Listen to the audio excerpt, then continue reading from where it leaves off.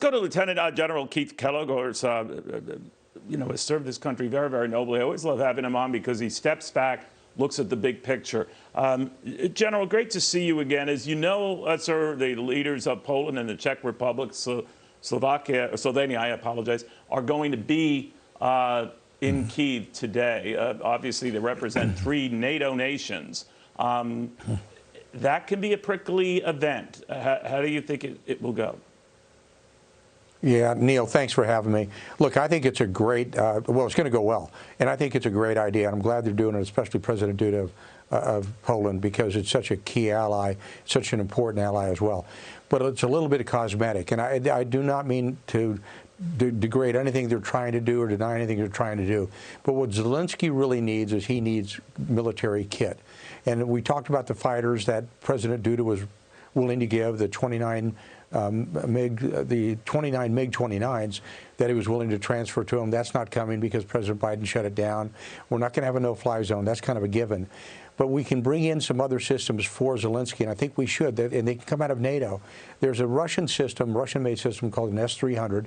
It's in 3 NATO countries. It's in Slovakia, it's in Bulgaria, and it's in Greece. And we could bring those forward because what would really help Zelenskyy is not necessarily a no-fly zone because that's transitory. In other words, jets have to refuel. They have to land.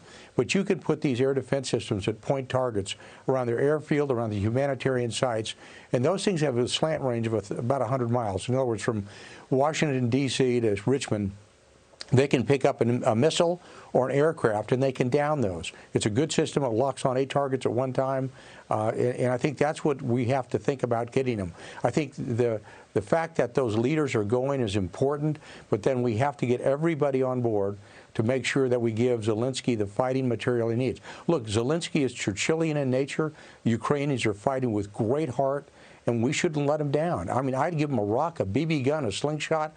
I don't care what it is. Give them everything they got, because the thing that a lot of people don't realize is Putin is getting ready to be overextended. What I mean by that is all armies have to eventually stop, refit, rearm, refuel.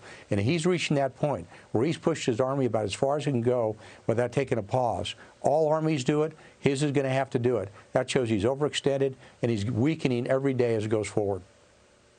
You know, General, when I've had the honor of talking to a number of these Ukrainians volunteering to stay in Ukraine, including so many of the parliament members, to a man or woman, they say that this isn't just about beating Putin, but hurting him at home. The longer this drags on, and the more average Russians feel the financial impact of sanctions and all of this, and some word leaks out that you know, of the horror that's unfolding here, that you can't hide that forever. And that's what they hope happens, that it's the Russian people, support at home, that turns on him. What do you make of that? Well, I think it's a great point, Neil, because that's what happened in Afghanistan as well. And right now, if I'm looking at unclassified reports, which are saying he's lost 10,000 troops, a lot of equipment out there. Eventually, that's going to take hold at home because Russian mothers are going to see their sons and daughters not coming home. He's reaching the point where he's almost lost as many casualties in Ukraine that he lost in the entire time the Soviet Union was involved in Afghanistan.